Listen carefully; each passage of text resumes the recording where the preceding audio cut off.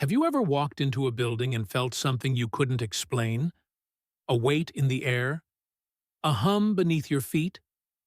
A sensation that someone or something was watching, even if you were alone? What if I told you that sensation wasn't just imagination, but the effect of a pattern? A hidden law encoded into stone, shape, and silence? What you are about to hear has not been taught in universities. It's not in history books. And yet, it has shaped kings, collapsed empires, funded revolutions, and built the world you live in today. This is not fiction. This is the first public decoding of the Pyramid Protocol, a system of power once reserved for the architects of reality. I did not write this alone. I found it inside a limestone chamber beneath a Masonic lodge in southern France. It was burned into the walls, not written, a language of number, vibration, and geometry. Used by priests, popes, pharaohs, and presidents. The Pyramid Protocol begins with silence. Not metaphorical silence, literal, controlled silence. The chamber that housed the protocol was designed to erase sound, to slow the breath and still the blood. Initiates were not allowed to speak for the first 40 days. Why? Because the mind cannot hear a higher pattern while it's still echoing noise from the world. The first law of the protocol. Power enters through stillness. Once the initiate reached stillness, they were shown the first symbol. Not an eye, not a triangle, a cube, plain, heavy. But within the cube were lines, angled in such a way that light, when shone from above, projected a pyramid shadow. The meaning? Nothing is as it seems, and shadows carry more truth than form. They taught that the true pyramid is invisible.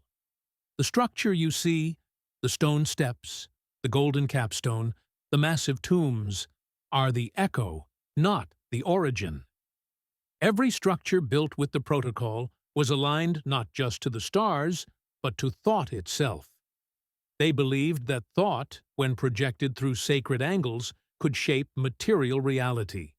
This is where manifesting, affirmations, and so-called law of attraction began. But modern thinkers only skim the surface. The ancients encoded it in architecture. The Pyramid Protocol insists on one principle above all. Location is a lens. The place you speak, think, or act determines the force behind your action. For example, a king's throne was not just symbolic, it was a geometric amplifier. The angles of the chamber, the materials beneath the floor, even the ratio between ceiling height and breath length, it was all calculated to empower the one sitting in the seat. You were not just speaking as a ruler. You were becoming one, energetically and physically. Now consider this. Why are government buildings shaped the way they are? Why domes? Why columns? Why is the dollar bill covered in symbols no one understands? Because the ones who designed them did understand. The Founding Fathers, especially Franklin and Jefferson, had access to segments of the Pyramid Protocol, not all of it, but enough to know how to encode stability into structure, wealth into ritual, control into placement. The second law of the protocol is this. Power must always be cloaked in the ordinary. If it looks magical, people fear it. If it looks boring, people ignore it. That's why the protocol was hidden in architecture, calendar systems, and even national anthems. There are vibrational patterns in the way countries open their ceremonies, frequencies that align the collective consciousness to a desired outcome. When I entered the chamber, I was told nothing at first. Only later did I realize I was walking into a living shape. The walls were angled to focus energy. Even the air felt different. The deeper I went, the more vivid my thoughts became. I wasn't imagining. I was being aligned. The third law, Thought is architectural. Every structure is built twice, once in the mind, once in the world. But if the first is weak, the second will crumble. That's why the ancients trained mental architects before allowing them to lay a single stone. The most powerful initiates didn't build buildings. They built belief systems. Let that sink in. You're walking through a world shaped by ideas older than your calendar, your alphabet, your flag. But those ideas weren't loose philosophies. They were protocols, steps, sequences, ratios, tones, materials, gestures.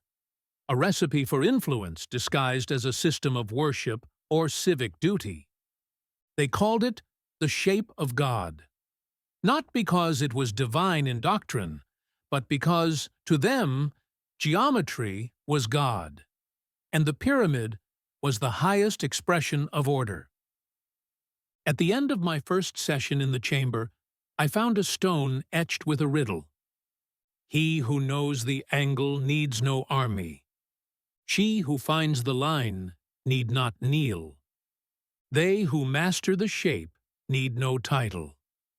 I didn't sleep that night, not because I was afraid, but because I knew I'd seen something that explained history better than any textbook ever could. And I knew this knowledge came with a choice. Reveal it, or guard it like they did. I chose to reveal it. And this is only the beginning. In the next chapter, you'll learn how the protocol was used to build unbreakable empires, and how a single misstep in its sequence led to the fall of Babylon, Rome, and even the last global financial collapse. This is the Pyramid Protocol, and it's time you learned how to shape what shapes you. Have you ever wondered why some civilizations lasted for thousands of years while others collapsed in decades? Why Rome, Egypt, and Sumer built monuments that outlived their kings, while modern powers fade in a generation? The answer, hidden beneath myth and marble, is that some rulers used force, and others used the protocol. The Pyramid Protocol was not merely architectural. It was spatial intelligence, the ancient science of power placement. Those who understood it could shape emotion, behavior, and belief without saying a word. A room could inspire worship or terror depending on the slope of its walls.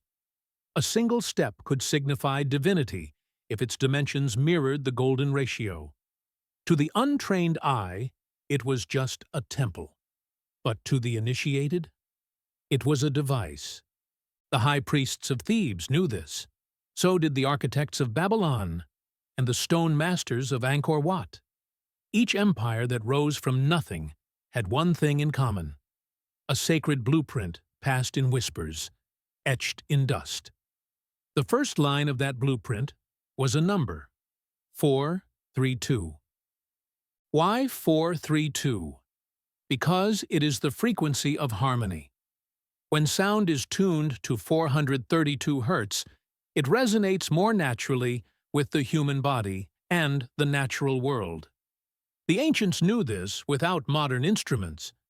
They built chambers that amplified 432 Hz vibrations, creating atmospheres of peace, awe, or transcendence. These chambers were often where new rulers were crowned. It was not ceremony. It was calibration. Now consider this. When you enter a cathedral, why do you feel small? Why do your shoulders lower, your breath slow, your voice drop? That is not religion. That is the protocol at work. Angles, proportions, materials, all designed to signal to your subconscious, you are not the highest power in this space. This is how kings ruled without constant war. They engineered compliance. The protocol teaches, control belief, and you never need chains. The fourth law of the protocol is this: emotion follows structure. The shape of a room can dictate the shape of a thought. That's why the throne room of Versailles was not randomly designed. Every mirror, Every inch of gold, every echo in its vaulted ceilings was designed to magnify the perception of Louis XIV as a god among men. The Sun King didn't just say he was divine, he made you feel it by walking through that room. This was not decoration. This was domination through aesthetics. But the protocol also contains warnings. The fifth law: when shape is corrupted, power turns to chaos. Every civilization that misused the protocol, who built monuments of ego rather than balance, collapsed from within. Rome, once master of marble mathematics, began cutting corners. Sacred lines were ignored. Temples became symbols of wealth, not harmony. And the energetic scaffolding that held the empire together began to crack. It is no coincidence that the fall of empires follows the rise of irregular geometry. Bent proportions, broken resonance. This was not just symbolic, it was energetic decay. The protocol describes it like this: when the pyramid becomes the tower, the echo becomes the scream. This isn't just poetry. The Tower of Babel, a story found across cultures, is more than allegory. It is the record of a failed attempt to mimic divine order without understanding the rules.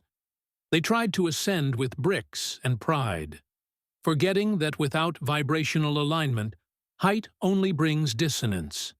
The structure collapsed, not just physically, but linguistically. Their languages scattered. The protocol was broken.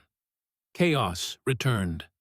Contrast this with the Great Pyramid of Giza, built not as a tomb, but as a tuning device. Inside, granite chambers cut with impossible precision. Air shafts aligned with Orion's belt. Even the placement of the king's chamber follows the Fibonacci sequence. This was not decoration. It was resonant encoding, a structure meant to preserve energetic clarity long after its builders had vanished. Now let's fast forward. Why does Washington, D.C. contain obelisks, domes, and temples patterned after Rome? Why are Freemasons so deeply tied to the Founding Fathers? Because the protocol survived. In fragments. Benjamin Franklin was not just an inventor. He was a member of secret societies that guarded parts of the ancient blueprint. So was George Washington. So were the architects of every capital from Paris to Brasilia. They built not just cities, but circuits. Cities designed to channel energy, focus emotion, and control perception. You've walked these circuits without even knowing it. In the protocol, these are called ley grids, not just ley lines of energy, but psychological conduits. By placing courts, churches, banks, and schools along certain axes, societies could be tuned like instruments. And if you control the tuning, you control the song. So how do you recognize a city built with the protocol? 3 signs. A central obelisk or pillar aligned with the sunrise on the solstice. A hidden triangle in the layout of major buildings, often hidden in plain sight. A monument, dome, or hall calibrated to reflect sound or light in perfect proportion. The 6th law of the protocol. If you can find the pattern, you can find the power. And if you can break the pattern, you can redirect it. In the next part, I will reveal how secret societies like the Freemasons and Rosicrucians preserved fragments of the protocol in rituals, hand signs, and floor plans, and how you can begin using the same geometry to shape influence in your personal life. You were never meant to be kept from this knowledge. This is the Pyramid Protocol, and the shapes are still alive. Why do secret societies obsess over symbols? Why the robes, the compasses, the strange architecture, and the oaths whispered in darkness? Because symbols are not decoration. They are encodings of power. Freemasons, Rosicrucians, Knights Templar. They did not create the Pyramid Protocol, but they became its keepers. Each group protected fragments, pieces of a blueprint too dangerous to be held in full. Why dangerous? Because when the protocol is complete, it grants the user influence over thought, space, and even biology. The protocol is not a religion. It's not a philosophy. It's a system. And every secret society was designed to protect access, not spread it. Let's start with the Freemasons, known to most as builders, philosophers, and occasional politicians. But their true identity? Spatial engineers of the unseen.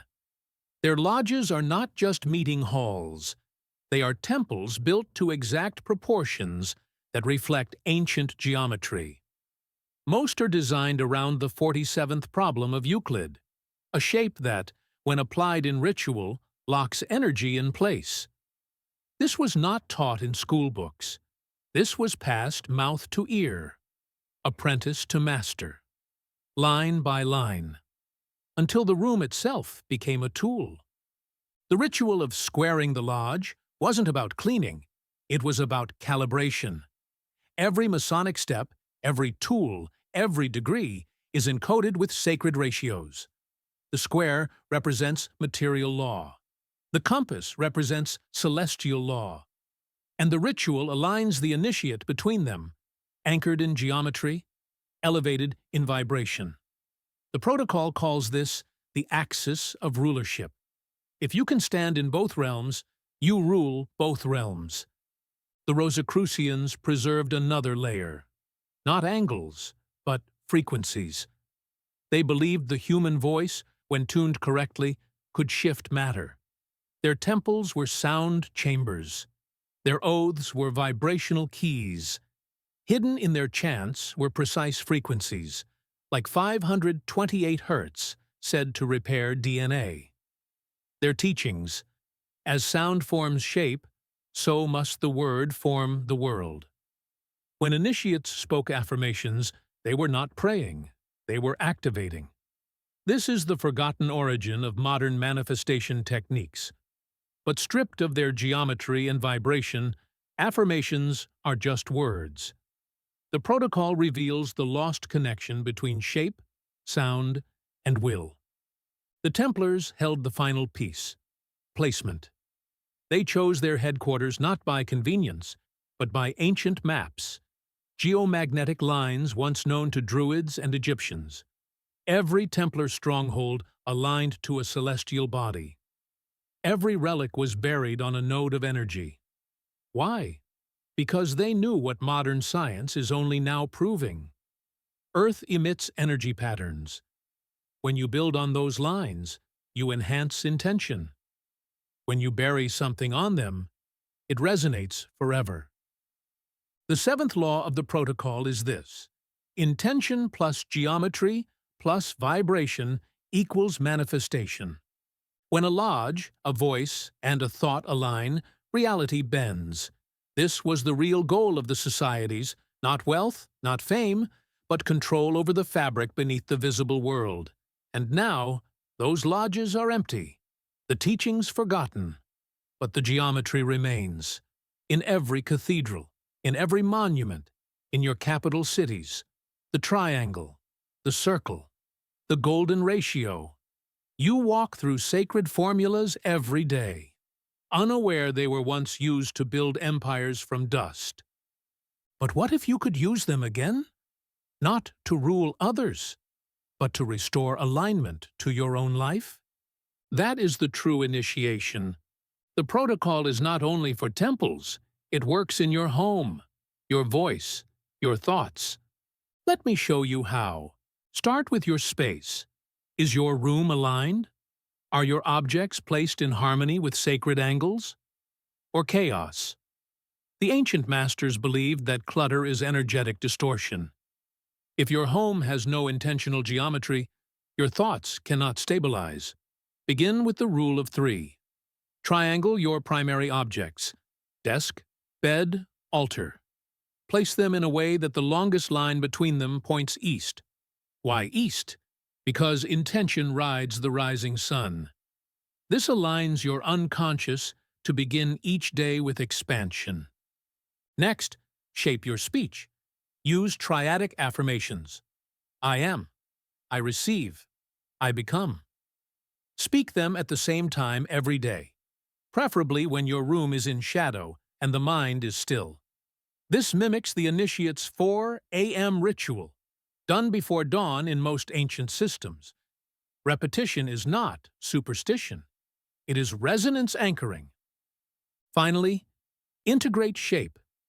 Surround yourself with symbols, triangles, circles, spirals. These forms carry meaning even when ignored. The subconscious understands what the eyes dismiss. A circle above your workspace centers thought. A triangle beneath your feet roots it in form. You are not decorating. You are programming your field. The 8th law of the protocol is this: your life is a room you are always building. Choose the blueprint or inherit one designed for you. Secret societies used these laws to control kingdoms. Now, you can use them to control your energy, your clarity, your legacy. In the next part, I'll take you into the 3 chambers buried beneath a forgotten European lodge and reveal the inscription that predicted the fall of every major empire, including the one we live in now. This is the Pyramid Protocol, and it's no longer a secret. Have you ever stood in a place so quiet it felt like time stopped? Not silence like in a library, but silence so complete it hums. That's how it felt beneath the lodge in Salzburg, Austria. The floor gave way to stone. The air grew colder. And then, stillness. 3 chambers, each sealed behind layered stone. No hinges, no doors, only pressure points disguised as imperfections. They hadn't been opened in centuries, but what they held wasn't dust, it was memory. The first chamber, the Chamber of Echo. Small, triangular, lined with polished obsidian. No torches, no windows. But when you whisper, the sound bounces endlessly. This room was a tuning device for the voice. Every initiate stood alone and spoke their intention into the dark. Not once, thrice, each time with more force, until the echo became indistinguishable from the original voice. The lesson? You become what you repeat. This was the physical anchor for affirmations, not as spiritual fluff, but as frequency programming. In that room, your own words programmed your nervous system. The shape of the chamber caused vibrations to fold in on themselves, embedding command patterns into your mind.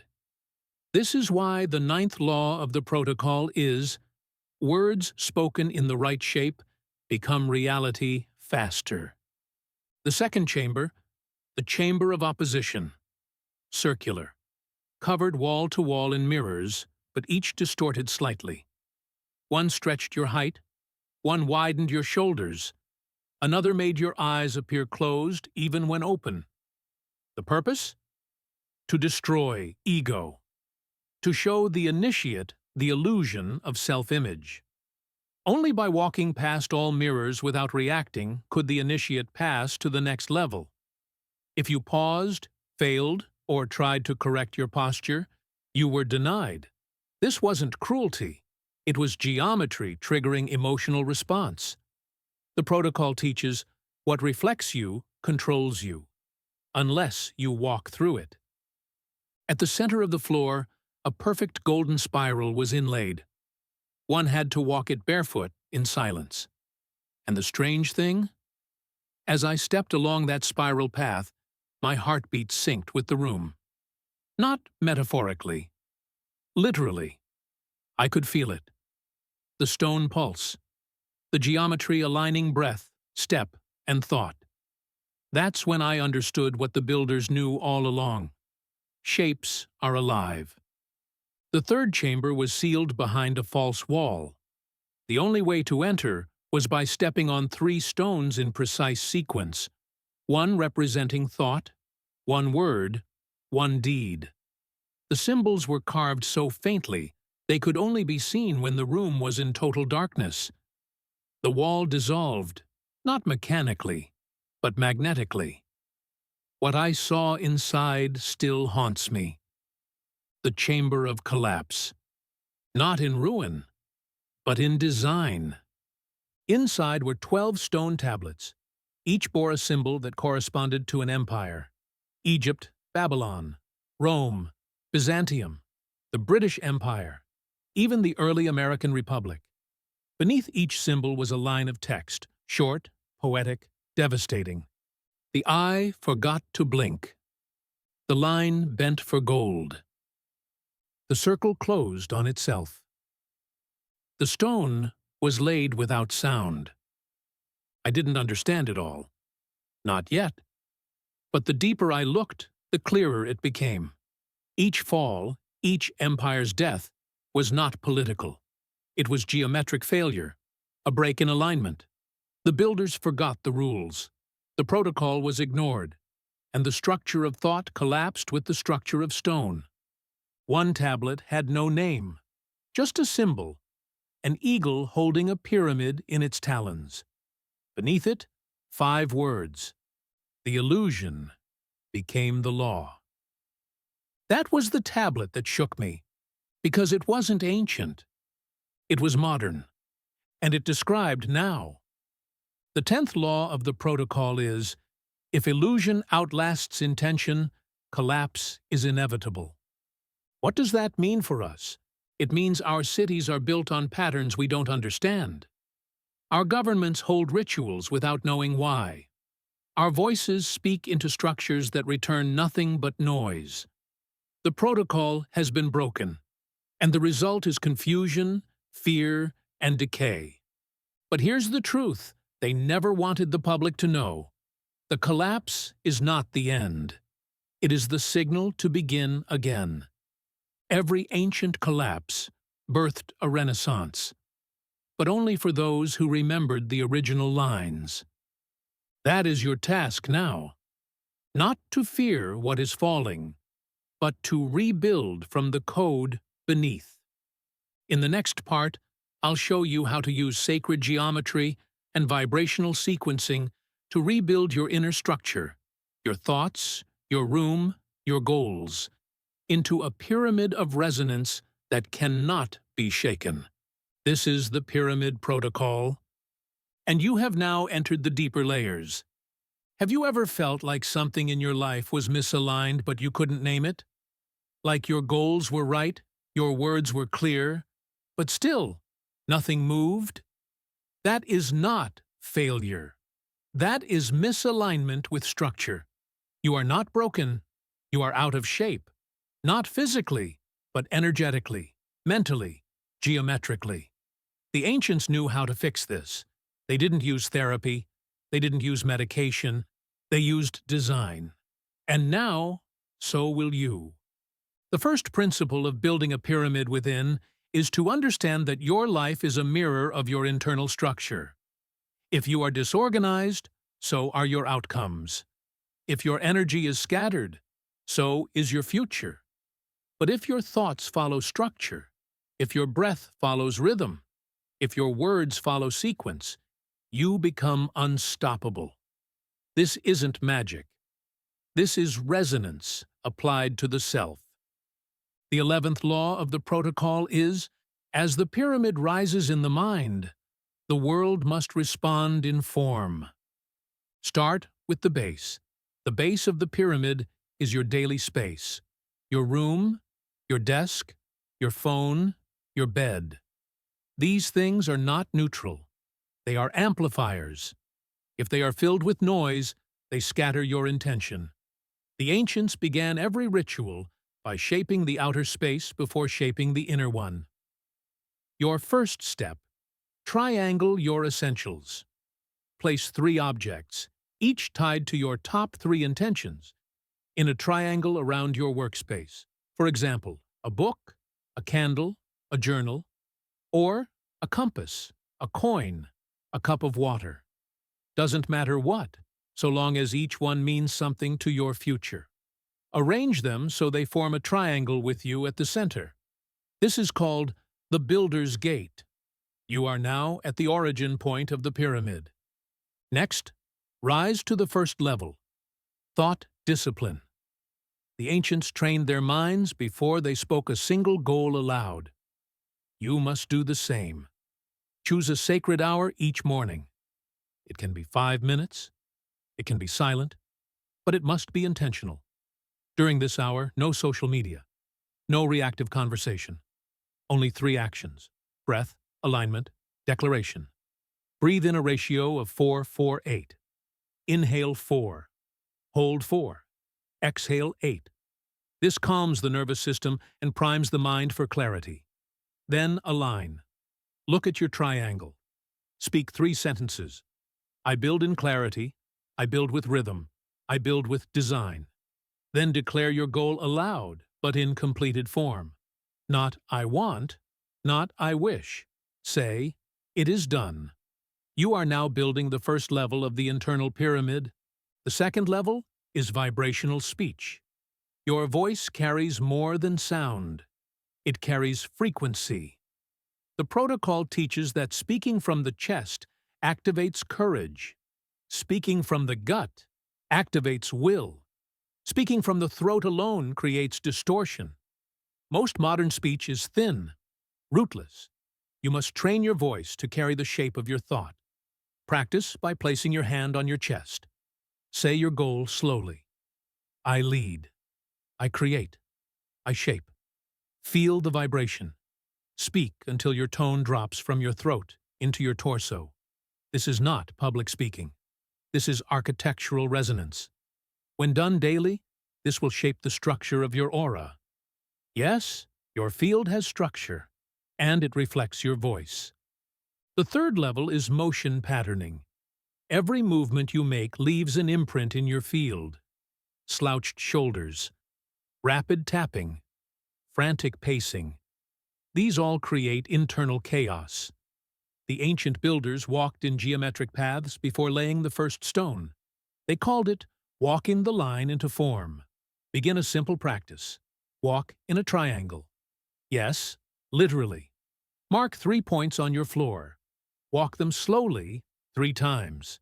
With each step, speak a line. First, thought. Second, word. Third, deed. Repeat. Do this barefoot. This roots your nervous system in intention. It feels strange at first, but within days, your body will recognize it. This is how you condition the subconscious to obey structure. Now, the final level, the capstone. This is your evening ritual. The capstone is not a goal. It is a state. You must end each day in harmonic review, not judgment, not anxiety, just review. Write 3 lines in a journal. What did I build today? What did I destroy? What did I leave unfinished? No emotion, just record. This practice forms the keystone of reflection. Every pyramid ends in stillness. Yours must too. Light a small flame. Sit in its glow. Speak aloud 1 line. I leave this day sealed in structure. Then close the light. You have placed your capstone. The 12th law of the protocol is, what begins in triangle must end in silence. You have now built your first internal pyramid. It is not finished, but it stands. And once it stands, the world cannot ignore it. People will feel it. Doors will open. Paths will clear. Not because of luck, but because of resonance. You are now aligned with the ancient code. In the next part, I will reveal how the Vatican encoded fragments of the protocol in their cathedrals and rituals, and why some of their most powerful practices were borrowed from Egypt and Atlantis, then disguised as dogma. This is the Pyramid Protocol, and your structure is now activated.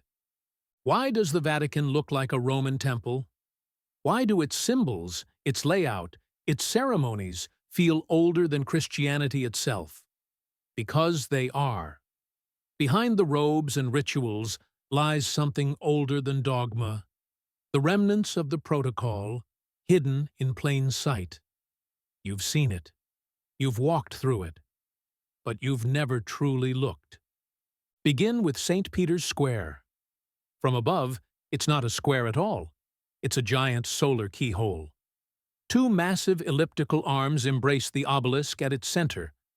That obelisk, it's Egyptian, taken from Heliopolis, moved across oceans, planted with astronomical precision. Why? Because it acts as an axis of power. The protocol teaches, where the sun touches stone, law begins. That obelisk was designed to mark time, cast ritual shadows, and center energy. And the Vatican placed it exactly where the ancient builders would have, at the navel of influence. The ellipse surrounding it is not decorative. It reflects celestial resonance. The shape mimics planetary orbits. The number of columns, 284, reflects a ratio found in lunar cycles. The entire plaza is a resonant receiver, meant to draw in attention, devotion, and emotion. You feel awe not just because of scale, but because of geometry. You are being tuned, aligned, whether you believe or not. Now step inside St. Peter's Basilica. What do you see? Gold, marble, light shafts, all designed to manipulate emotion. But look closer. The floor tiles form concentric circles, Fibonacci spirals, perfect ratios. The altar sits directly beneath a dome designed not just for light, but for amplification. The whispered words of a priest vibrate upward, not outward. That's not acoustics. That's protocol amplification. The speech becomes sacred not because of who says it, but where it is said. The 13th law of the protocol is, ritual without structure is superstition. Ritual in alignment becomes command. The Vatican knows this. That's why their rituals are performed in specific hours, on specific days, with robes of precise color, in spaces designed to bend the mind toward stillness and submission. Even incense plays a role. Its swing forms a pendulum, syncing breath and focus. The smell anchors memory. The rhythm opens trance. These are not religious tools. They are control vectors. Now consider this. Why is Latin, the original church language, filled with repetition and symmetry? Because Latin, like Hebrew and Greek, was designed with vibrational weight. Each word carries numeric echoes. This was not an accident. This was vibrational coding. Early church fathers, some of whom were initiates in mystery schools, embedded sacred sequences in the liturgy. Pater noster qui es in caelis. The cadence matches the rhythm of 4/3/2 Hertz phrasing. Subtle, precise, engineered for resonance. Even the vestments of the high clergy follow ancient principles. The mitre? It mimics the serpent head of Egyptian gods. The staff? It resembles the Jed pillar, symbol of spinal power. The ring? A circle of completion. And the movement of the Pope through the crowd? Always spiral, always sunward, always with layers of ritual space opening and closing like petals of a mechanical flower. This is not heresy. This is architecture. The protocol wasn't hidden in the Vatican. It was preserved there, but only fragments. Over time, the understanding dimmed. The rituals remained, but the knowledge behind them faded. Now, most clergy perform acts they no longer comprehend.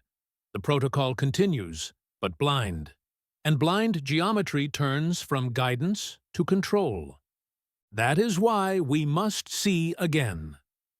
The 14th law of the protocol is, what you walk through unconsciously controls you. What you walk through with awareness obeys you. The point is not to reject tradition, but to decode it. If you attend a ceremony, know its layout. If you enter a temple, feel its structure. If you speak a sacred phrase, understand its vibration. You are not just a participant, You are a builder of resonance. So how do you reclaim your agency in a world full of unconscious protocol? Start here. Before you enter any public space, pause. Observe the shape, the symmetry, the materials. Is it circle, triangle, grid, spiral? What is the space trying to make you feel? Does it shrink you, expand you, silence you? That emotion is not random. It is geometry applied. Then speak your intent. Whisper it under your breath. I am aware. I remain sovereign. You have now stepped out of passive resonance and into active alignment. You walk not as a visitor, but as a silent architect. This is the gift of the protocol. In the next part, I will reveal how modern technology, cell towers, cities, logos, and screens are using the same ancient shapes against you, and how to defend yourself by reversing the resonance. This is the pyramid protocol, and the illusion is beginning to fade. Have you ever wondered why a glowing rectangle can hold your attention for hours? Why scrolling feels like falling?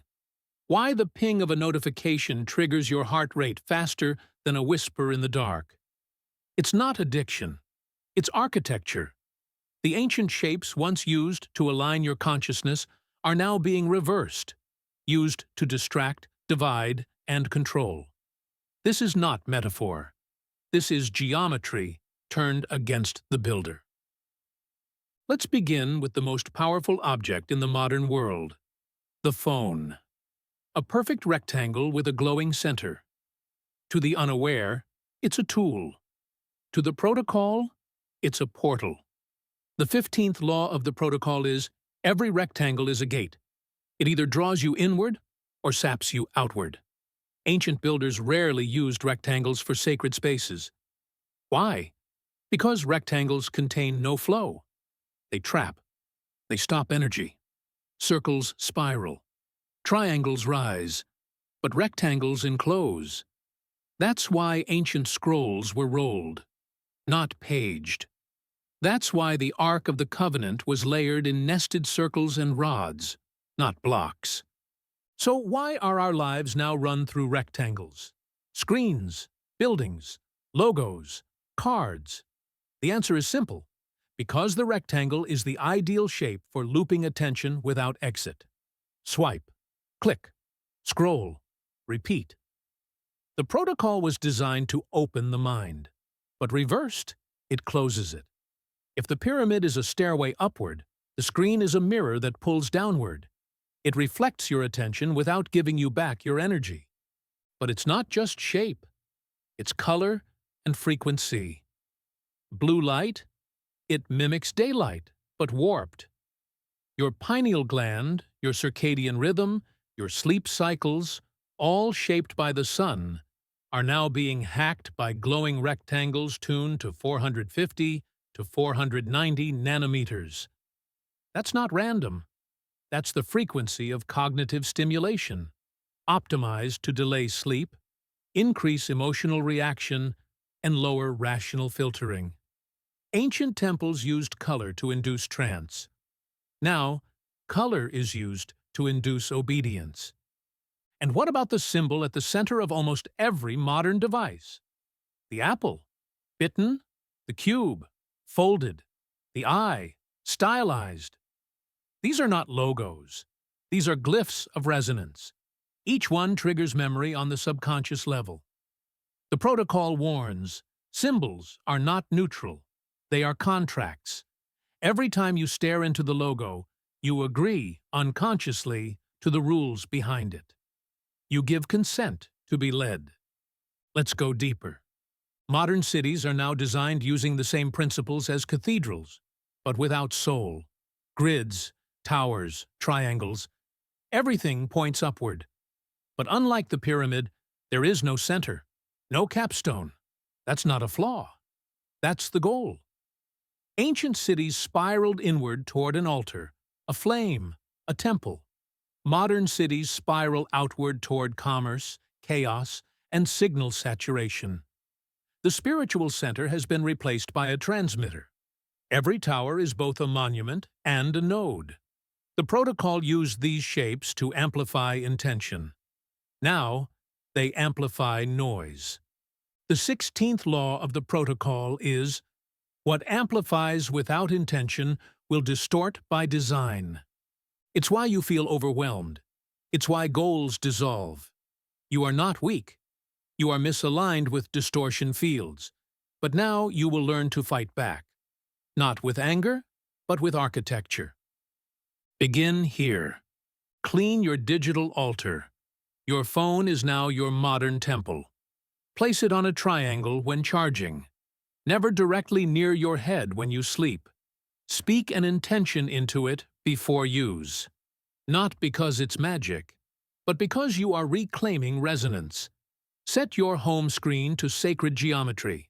Avoid black voids. Avoid swirling spirals that lead nowhere. Set time boundaries in increments of 3 or 7. Reprogram your loops. Next, your room. If your room is a rectangle, add shape. Place a circle under your chair. Hang a triangle on the wall behind you. Arrange your furniture in arcs, not blocks. Each corner of your room traps energy. Put a plant, candle, or light in each corner to redirect it. Walk your space at least once a day in a circle while speaking 3 aligned words. Order. Focus. Assent. Your home becomes a grid of your will, not the world's. And finally, your time. Time is geometry in motion. The ancients divided the day not by numbers, but by direction and ritual.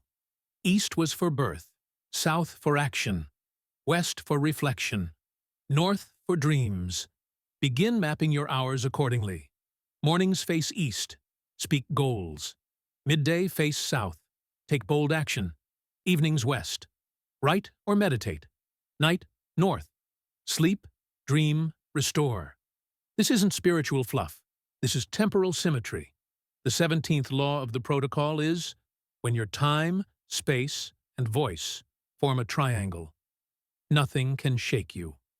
You are now ready to re-enter the grid with sovereignty. You will not flee from technology. You will shape it. You will not run from cities. You will plant altars within them. You will not fear the screen. You will speak into it like a builder, not a servant. In the next part, we will explore the missing capstone of the Great Pyramid, what it was made of, and why every empire since has tried to recreate it with gold, sound, or sacrifice, and failed. This is the Pyramid Protocol, and your perception is now armed. Have you ever noticed that the Great Pyramid of Giza has no capstone? Have you ever asked why, after thousands of years, after endless attempts at restoration, no one has replaced it? The answer is not weather, erosion, or time. The answer is silence. Because the capstone wasn't just a stone, it was a device, a seal, a command point, and its absence is not an accident. It is a message. The 18th law of the protocol is, what completes the structure controls the flow. The Great Pyramid is not broken. It is paused, and the capstone is the key to why.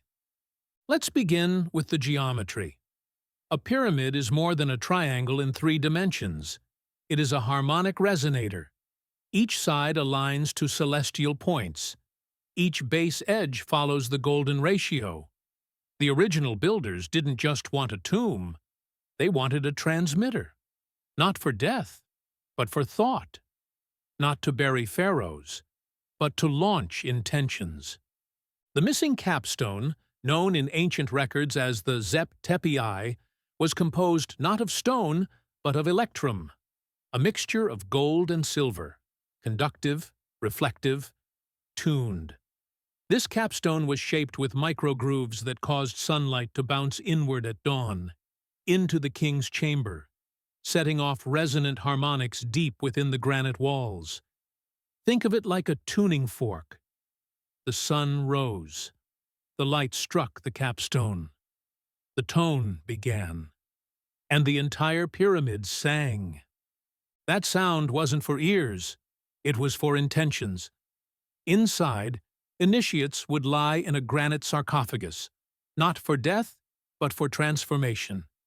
They would enter a trance state, speak their life goal aloud, and allow the pyramid's harmonics to etch their words into their cellular memory. This was known as entering the name of God, not to claim divinity, but to align with the architecture of creation. But then came the invasions, the sackings, the blind kings, the seekers of treasure who didn't understand resonance. The capstone was stolen, broken, hidden. Some say it was taken to Babylon. Others claim it was melted down by the Romans. But the most dangerous theory, the one hidden even in Freemason archives, is this. The capstone was not destroyed. It was divided, split into 3 pieces. One kept by a secret sect in Egypt, one taken by a European order of builders, and the third vanished. Some believe it rests beneath the Vatican. Others say it was hidden in the foundation of Washington, D.C., encoded into the alignment of obelisks and domes. But one thing is certain. Since its removal, no pyramid, no empire, has sustained its structure for more than a few hundred years. The capstone's absence marks the fall of resonance, because without it, intention bleeds, focus diffuses, power scatters.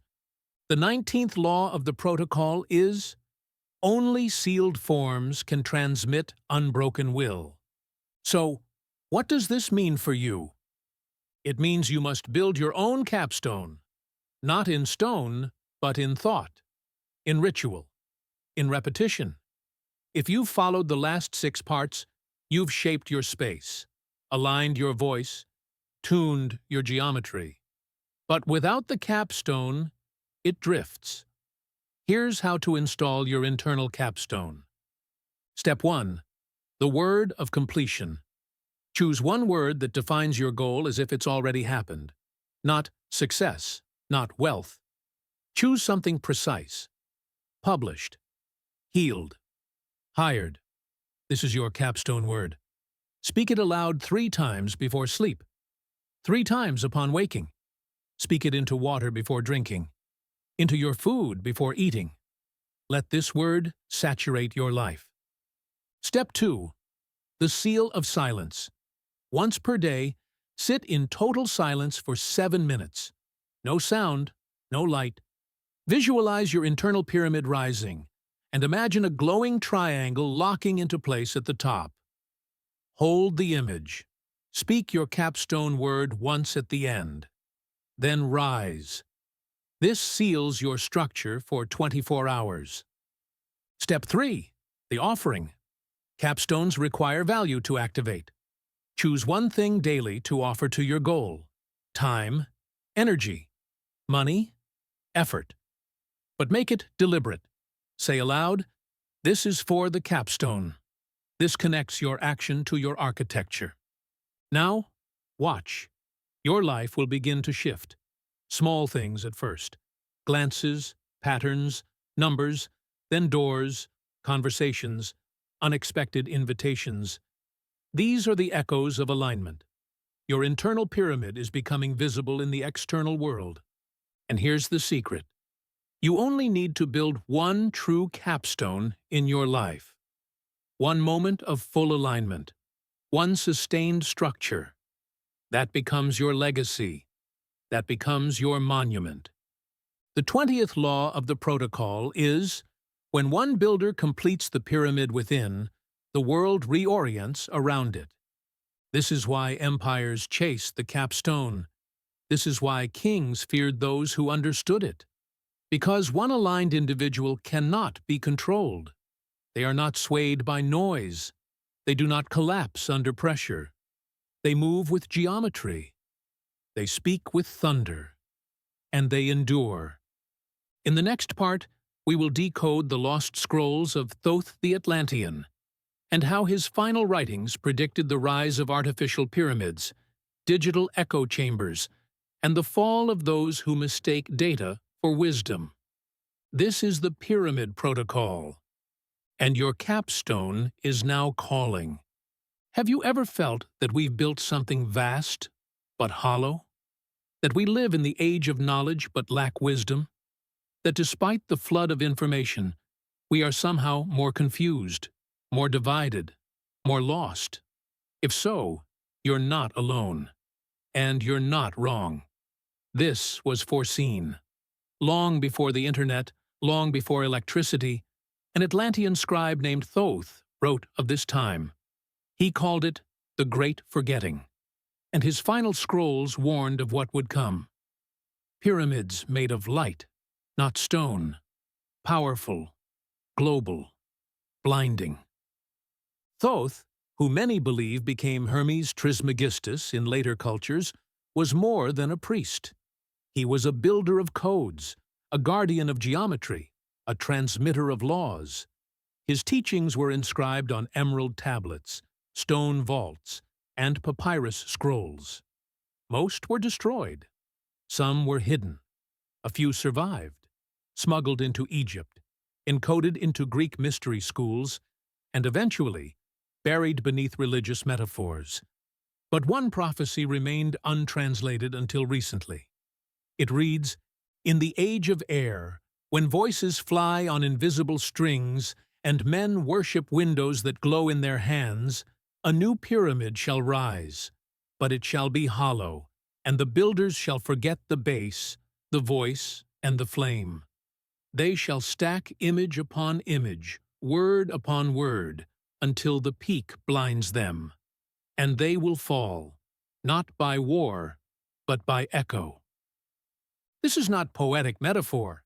This is a map of now. The digital pyramid is real. Every day, billions log in. We scroll endlessly up, a vertical illusion of rise. Profiles, likes, views. But where is the base? What is the structure? There is none. Only feedback. Only noise. This is the pyramid of echo, where the capstone is fame, the sides are attention, and the base has crumbled beneath distraction. The 21st law of the protocol is, structure without intention becomes spectacle, and spectacle without silence destroys the soul. Thoth warned us, when man builds pyramids for display instead of transformation, he traps himself in reflection. And that's where we are, trapped in the mirror of ourselves. Posts, feeds, filters. The pyramid is no longer a tool to ascend. It's a loop to fall in love with your own image. But Thoth left instructions, a reversal, a way out. He called it the Shadow Vault. According to the scrolls, the Shadow Vault was not a physical place, but a practice, a ritual of disconnection. Every seventh day, initiates would enter a dark room beneath the temple. No light, no voice, no stimulation. They would sit in stillness and erase the external pyramid from their minds. No desires, no ambition, no identity, just silence. For hours. Then they would speak only once, the name of their highest principle. Justice, truth, creation. One word, spoken in full darkness. This word would resonate in the chamber, and its echo would guide them for the week to come. They did this not to escape, but to rebuild internal structure. So how do we apply this now, in a world of 24-hour cycles and artificial pyramids? You create your own shadow vault. Here's how. Choose 1 hour per week. Same time, same space. Turn off all devices. Cover windows. No sound, no candles. Sit on the floor. Back straight. Breathe slow. Set a timer for 44 minutes. Do nothing. Think nothing. If thoughts come, let them. But do not follow. After 44 minutes, speak your highest principle aloud. Just one word, then rise. The pyramid within resets. The loop breaks. You've stepped out of the echo. The 22nd law of the protocol is, when silence is chosen, Resonance returns. You will begin to feel the difference. People will notice it. You will no longer react to chaos. You will sense patterns. You will speak less, but with more force. You will act with the weight of geometry behind every word, because silence has made your structure dense, still, powerful. And that's not all Thoth revealed. He wrote that in the final age of the echo, a generation would be born that remembers. Not with facts, not with data, but with feeling. A kind of ancestral geometry would awaken. These would be the ones who could rebuild, not by climbing the false pyramid, but by anchoring new ones from within. They would speak differently, walk differently, sleep with intention, dream with alignment. Their breath would shape probability. Their names would not matter, only their resonance. Thoth called them the reconstructors, not chosen, not divine, just aligned. And you, reading this now, hearing these words, feel it. You are remembering the blueprint. In the next part, I will reveal how to anchor the pyramid permanently in your body, using ancient breath sequences, muscle locks, and the forgotten practice of geometric prayer, where your posture becomes an altar, your breath a tool of manifestation, and your silence a magnetic field. This is the Pyramid Protocol, and the shadow is lifting. What if I told you your body is a temple, not just in metaphor, but in blueprint? That your spine is a pillar, your breath a wind tunnel, your heart a magnetic altar? What if I told you the ancient builders didn't just raise pyramids from stone? They raised them inside themselves? Because the final secret of the Pyramid Protocol is this: structure means nothing if it is not embedded in flesh. You must not just read the laws, you must become them. The 23rd law of the protocol is, a pyramid once built in the body becomes permanent in the soul. Let us begin. Close your eyes, sit upright, feel your spine. Now imagine this: a triangle with the base at your hips, the point at the crown of your head. This is your internal pyramid. 3 sides: breath, posture, and attention. 1 capstone: intention. Side 1 is breath. The ancients practiced a form of breathing that was not just for calm, but for construction. They called it triangular breath. Inhale for 3 counts, hold for 3, exhale for 3, pause for 3, repeat. This builds a rhythm. That rhythm becomes a signal. That signal begins shaping the inner walls. Every breath is a brick. Every pause, a seal. This breath pulls your awareness inward and sharpens it like the sun at noon, precise and unyielding. Side 2 is posture. The pyramid stands because each stone supports the next. Your body must do the same. Sit or stand with shoulders stacked over hips, chin slightly tucked, hands in a triangle over your solar plexus. This posture tells your nervous system, I am aligned. Do this before any important action: calls, meetings, prayer, creation. This is not confidence. This is energetic architecture. Side 3 is attention. The pyramid does not scatter. It focuses. Every moment, your mind is pulled in a dozen directions. But to anchor the pyramid, you must choose one focus: a word, a symbol, a shape. Hold it in your mind like a jewel. See it. Repeat it. Feel it. This attention becomes density. Density becomes gravity. Gravity pulls reality to your feet. Now the capstone: intention. Without it, nothing forms. With it, even dust becomes divine. Choose your intention before you begin. Whisper it once: to speak truth, to create, to heal. Let it sit like gold at the top of your internal pyramid. This final piece locks everything below into place. You have now completed geometric prayer. But prayer, in the protocol, is not asking.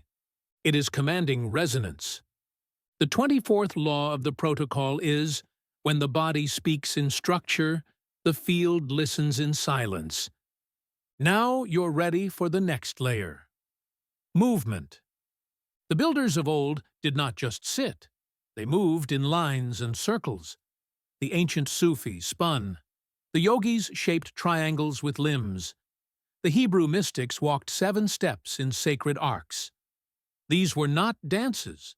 They were pyramid extensions, ways to stretch resonance outward into the world.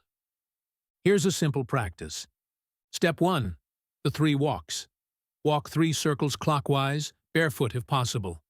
Each circle, speak 1 word. Align. Anchor. Amplify. Feel your feet carve geometry into the earth. Step 2. The body seal.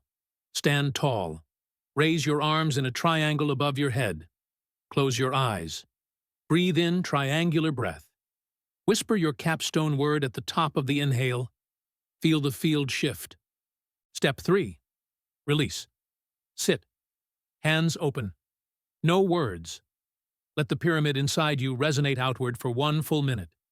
This is the seal. Do not break it with thought. Just hold. Then rise and move into your day. You have now carried the pyramid into form. And here is where it changes everything. People will begin responding differently to you. They won't know why. They will say things like, "You feel grounded. You seem focused. There's something about your energy." These are not compliments. They are reflections. They feel your structure. The world senses architecture, even when unseen. The 25th law of the protocol is, those who build resonance inside themselves attract only what fits their frequency. You no longer chase. You draw. You no longer react. You design. You are not loud. You are anchored. You have become the pyramid the ancients wrote about, not of limestone, but of presence. In the next part, we will explore how the elite mimic these laws in their rituals, ceremonies, and global structures, from G7 meetings to Olympic flame rituals, and how they secretly preserve the protocol while convincing the masses it's myth. This is the pyramid protocol.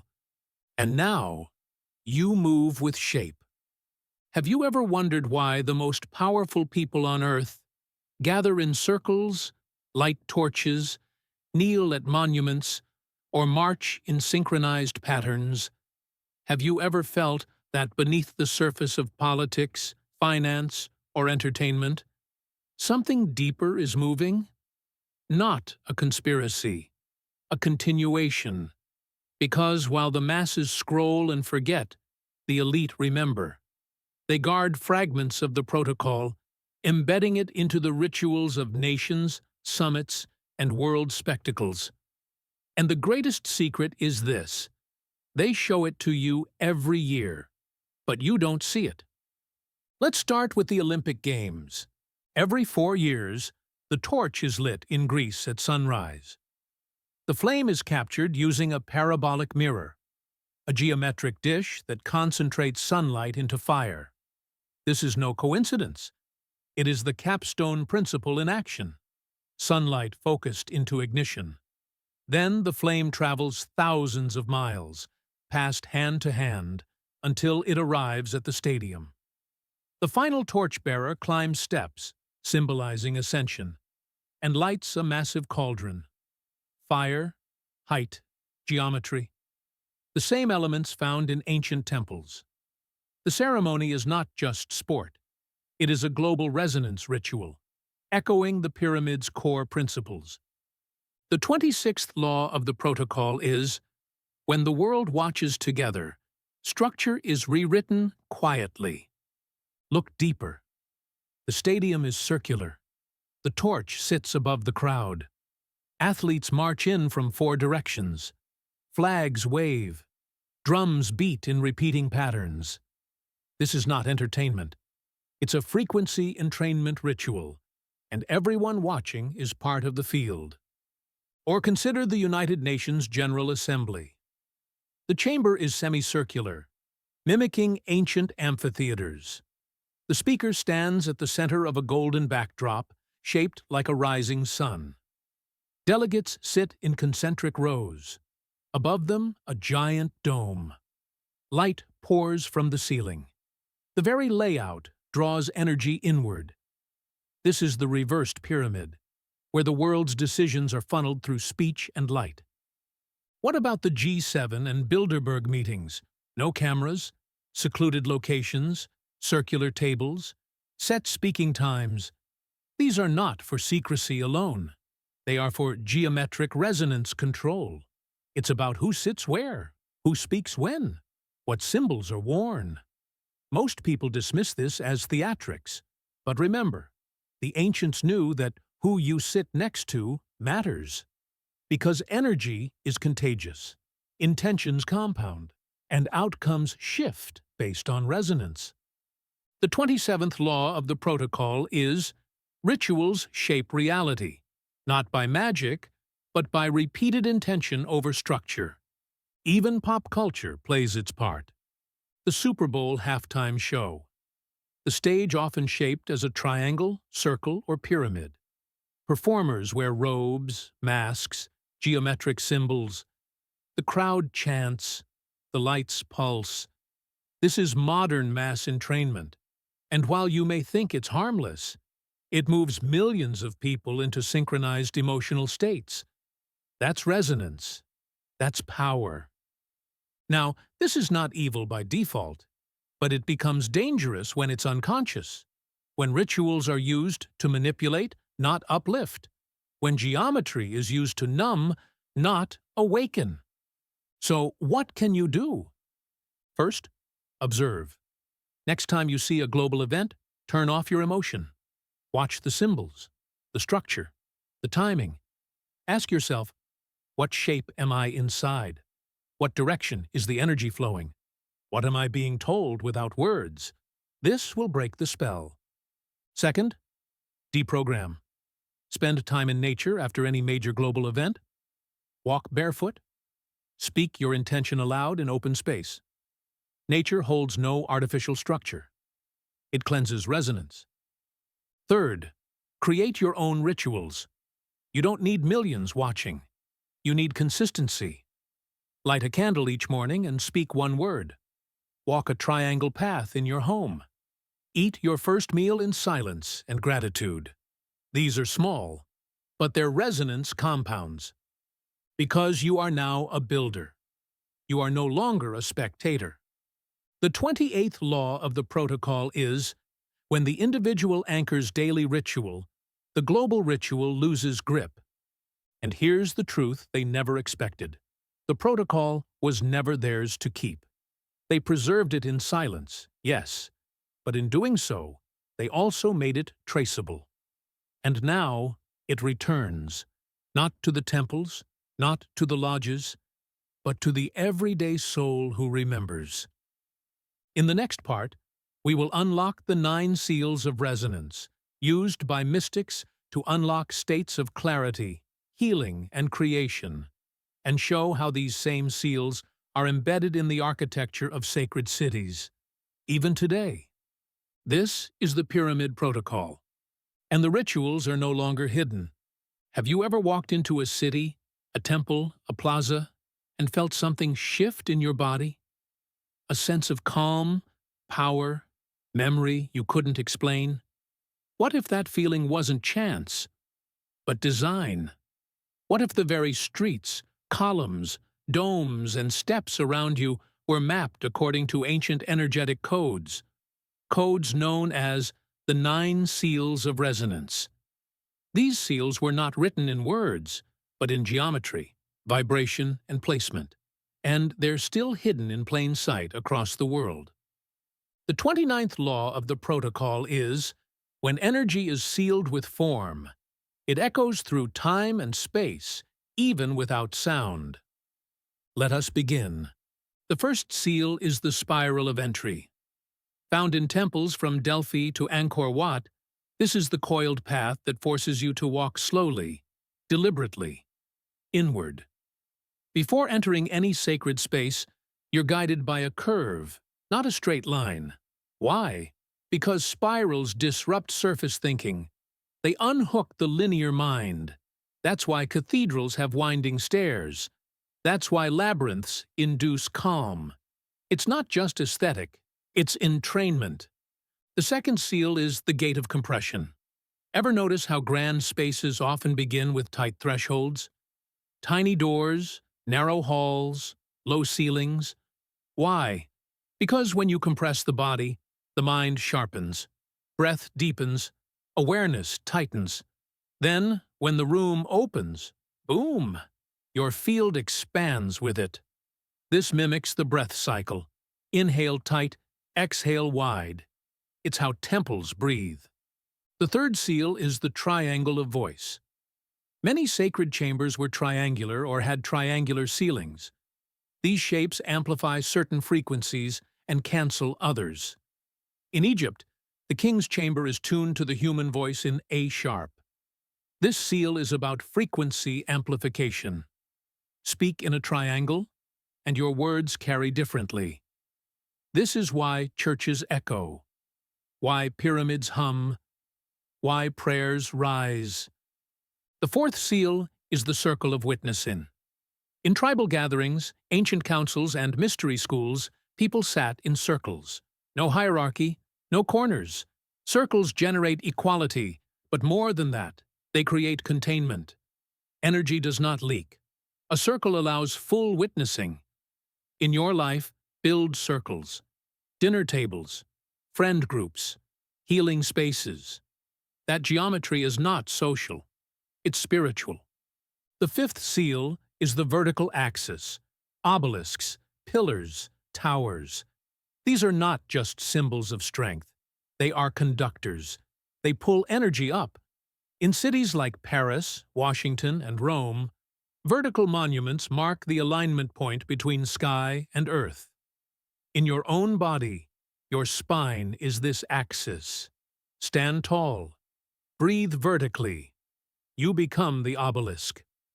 The sixth seal is the echo dome. Domes are everywhere in spiritual architecture. Why? Because domes trap and cycle sound. Your voice bounces back to you.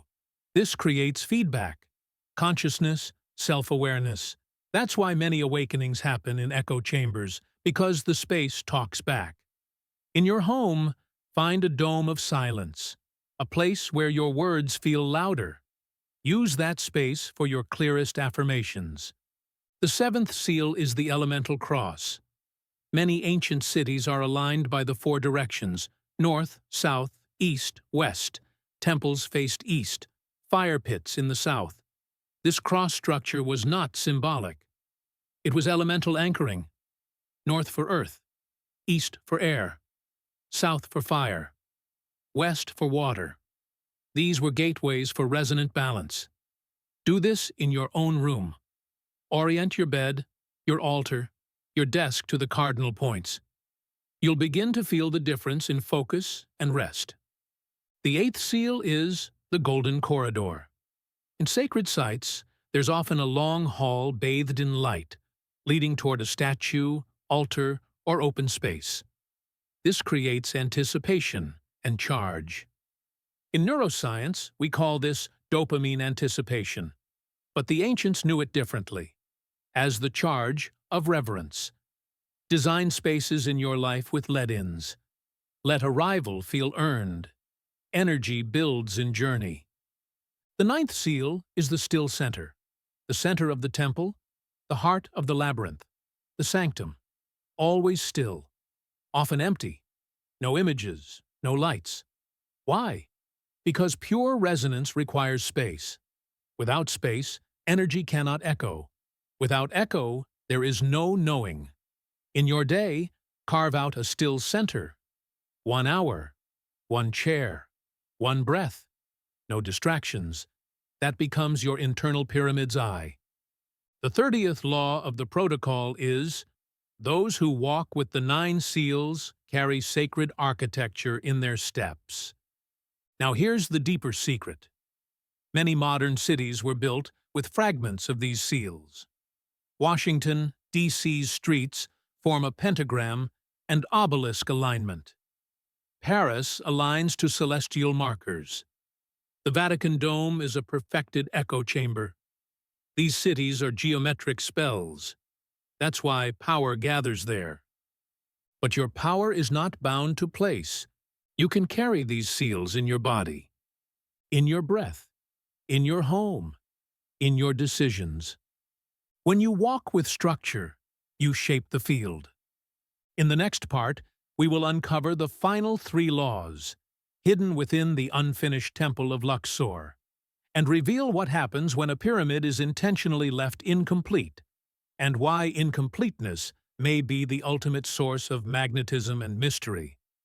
This is the Pyramid Protocol, and the seals are now open. Have you ever stood before something broken, incomplete, or half-built, and felt more pulled in than you ever did in front of something perfect? Why does the unfinished stir something in us?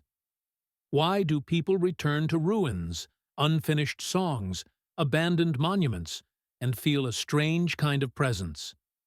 The answer is one of the most closely guarded truths of the Pyramid Protocol. It is this: magnetism flows strongest through absence. And nowhere is this truth more visible than in the sacred geometry of the unfinished temple of Luxor. The 31st law of the protocol is completion attracts respect. Incompletion attracts curiosity.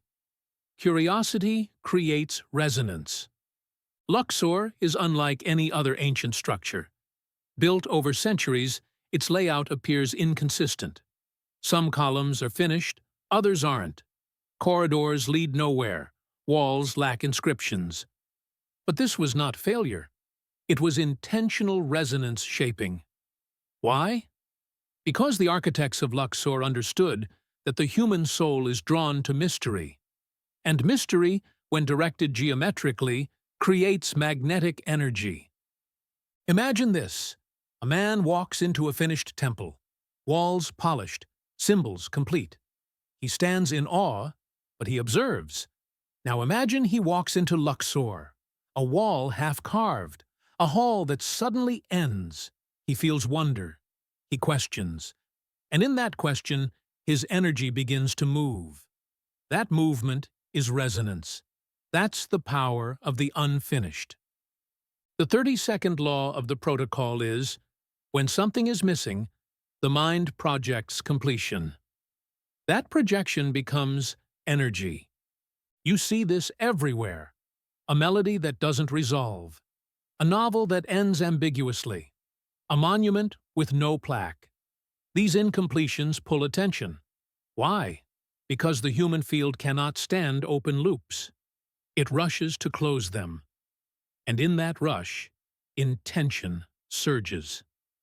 The unfinished becomes a vortex, a portal not of form, but of expectation. Luxor's halls operate on this principle. Visitors unknowingly project their own meaning into the silence. Their energy becomes part of the space.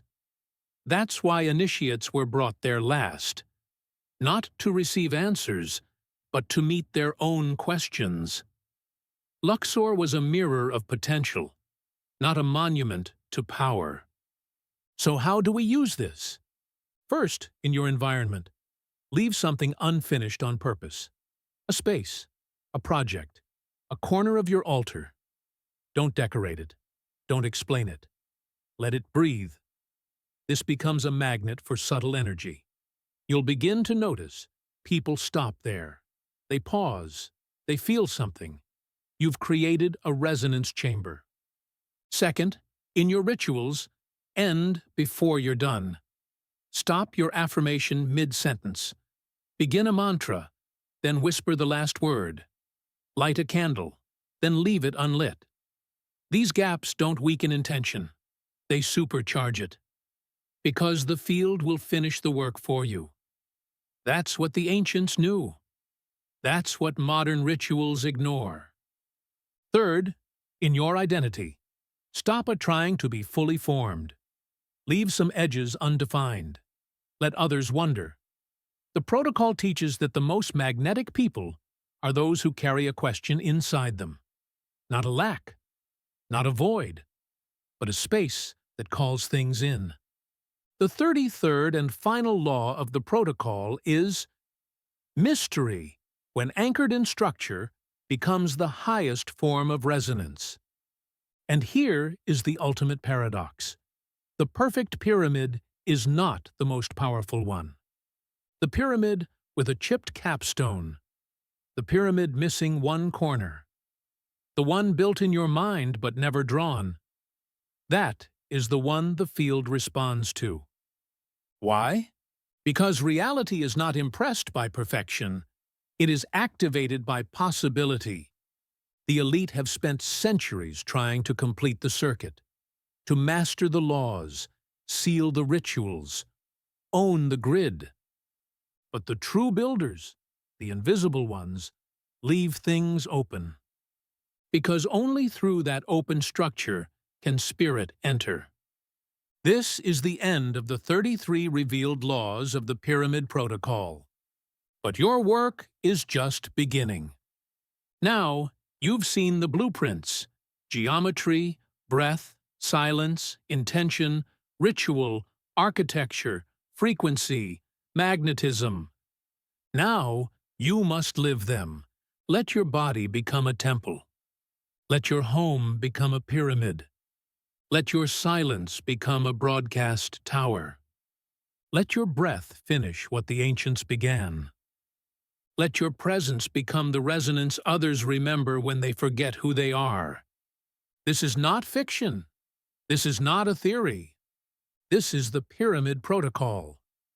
And it's now yours to carry.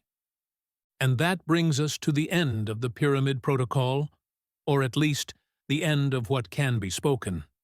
The rest? It must be walked, breathed, and built inside you. You've now uncovered 33 ancient laws hidden in plain sight.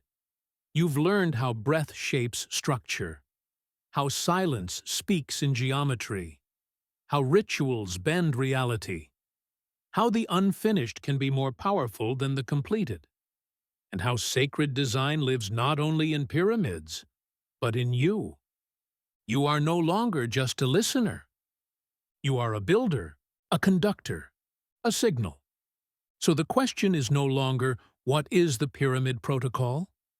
The question is, how will you shape the field from here? Because when your spine aligns, when your words vibrate with clarity, when your intention sits like a capstone, then the world responds. Quietly at first, then louder, until your life becomes a structure others feel, even when you say nothing at all. This is your blueprint. This is your temple. This is your time. Now, if this message resonated with you, let us know where in the world you're listening from. Drop a comment and tell us how the Pyramid Protocol shifted your thinking, your habits, or your energy. If you haven't already, be sure to like this video, subscribe to the channel, and share this with someone who's searching for something deeper, someone who feels the pull of forgotten truths and ancient structure.